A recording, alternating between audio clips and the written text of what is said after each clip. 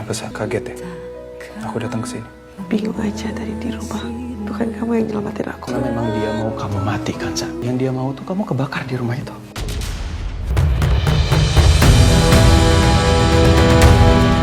Fatan akan hadir seperti layaknya pahlawan penyelamat hidup atau nyawa Kansa, terutama di adegan dan jalan cerita hari ini. Kehadiran Fatan bersamaan dengan adanya Kansa yang nyaris saja meninggal dunia karena kehabisan oksigen untuk bernafas. Suasana mencekam, keadaan darurat hingga pada akhirnya Fatan akan menggendong Kansa keluar dari lokasi tempat kebakaran. Selain itu, Fatan juga akan mendapatkan informasi dari salah satu warga yang sebelumnya menghubungi Emran melalui sambungan lewat telepon. Menurut Emran, tidak ada orang di dalam rumah karena istrinya yaitu Kansa sedang pergi ke pasar, hingga membuat warga percaya begitu saja dengan kebohongan Emran. Nah, dari informasi dari warga tersebutlah Fatan mulai tahu dan yakin kalau semua sudah disetting oleh Emran dengan tujuan untuk menjadikan Kansa korban musibah kebakaran rumah. Hingga pada akhirnya nanti Fatan akan buru-buru membawa Kansa ke rumah sakit untuk mendapatkan perawatan medis. Kondisi Kansa sangat memprihatinkan, mengenaskan, dan yang pasti akan lemas.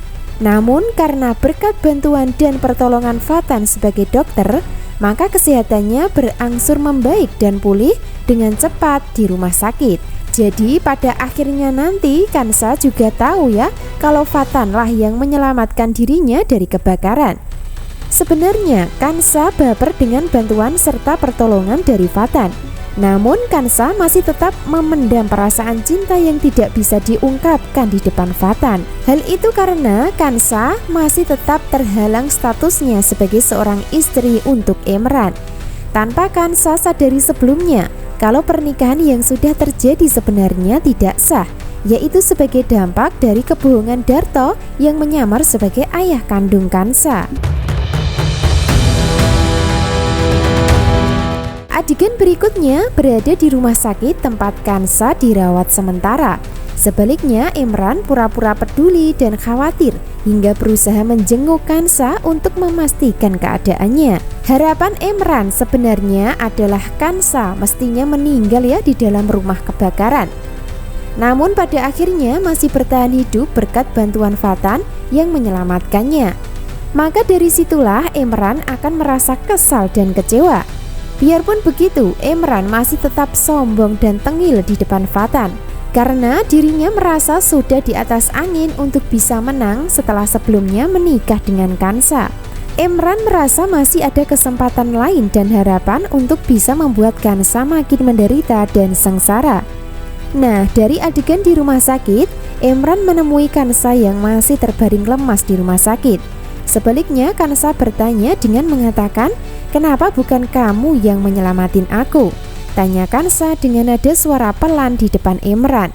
Nah, dari situlah Emran mencoba mencari alasan, mencari jalan dan cara supaya tidak dicurigai. Sehingga dirinya mulai melakukan kebohongan untuk meyakinkan. Hingga pada akhirnya yang menjawab pertanyaan Kansa bukan Emran ya, melainkan Fatan yang hadir di dalam ruangan rumah sakit. Hingga membuat keadaan semakin tegang, di mana Fatan menyatakan dengan keras dan tegas, "Itu karena Emran mau kamu mati Kansa." Tidak sampai di situ saja. Bahkan Fatan mencoba memastikan dengan menambahi kata-kata penegasan.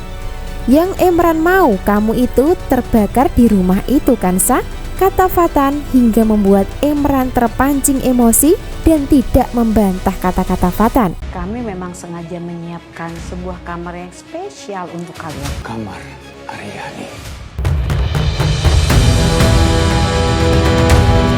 Emran nampak tidak bisa melawan Fatan ketika berada di rumah sakit, sehingga dirinya memaksa Kansa untuk ikut dengan dirinya pulang walaupun kondisi kesehatan belum sepenuhnya pulih. Emran merasa dirinya berhak atas Kansa karena statusnya sebagai istri, Sebaliknya, Kansa tidak bisa melawan atau menolak jika tidak ingin dikata menjadi istri durhaka atau membangkang. Imran akan terus memanfaatkan status suami istri untuk bisa mengalahkan Vatan yang terus menyelamatkan dan melindungi Kansa.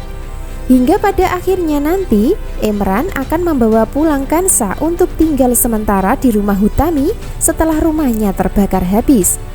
Nah, hadirnya Kansa dibawa Imran ke rumah Hutami maka akan disambut dengan suasana mencekam dan horor. Terutama Hutami dan suaminya meminta Kansa untuk menginap di rumah mereka, yaitu menginap di dalam kamar Arini yang sudah meninggal dunia.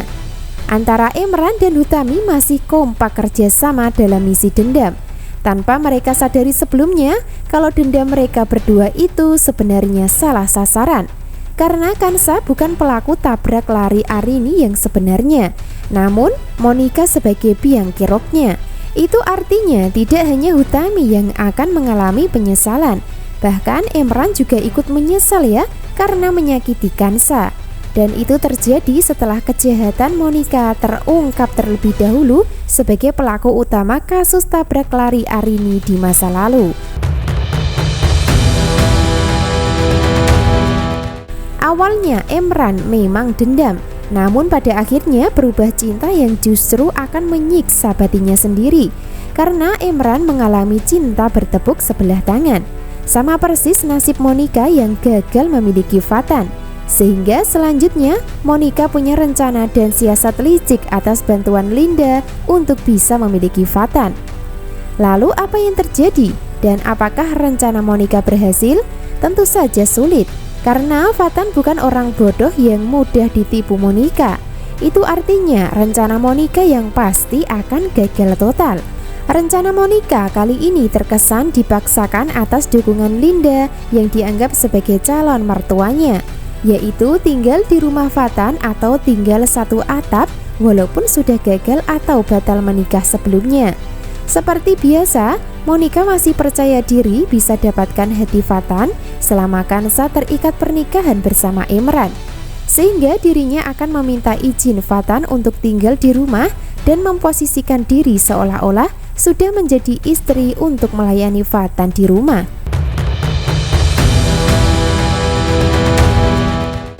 Awalnya Vatan menolak, namun Monica memaksa hingga Linda pun ikut membantu. Monica memberikan persyaratan jika Vatan mengizinkan dirinya tinggal di rumah. Aku akan tinggal selama 1 bulan di sini. Jika selama 1 bulan Vatan tidak ada rasa cinta, maka dirinya akan mundur selamanya dengan cara angkat kaki dari hidupnya, kata Monica sambil percaya diri. Hingga pada akhirnya nanti rencana Monica gagal karena selama 1 bulan berlalu, ternyata Vatan masih tidak bisa mencintainya. Justru sebaliknya, makin muak dan jijik melihat mukanya. Tinggal 1 bulan bersama Linda di rumah untuk meluluhkan hati Vatan, ternyata Monica seperti seorang pembantu yang hanya mendapatkan capek di rumah Linda dan ujung-ujungnya sia-sia dalam rencana memiliki Vatan. Karena Vatan akan tetap cinta mati sama Kansa sebagai jodohnya yang tertunda. Makin menarik dan seru ya. Jadi jangan sampai ketinggalan kisah lengkapnya malam ini. Istiqomah cinta. Terima kasih.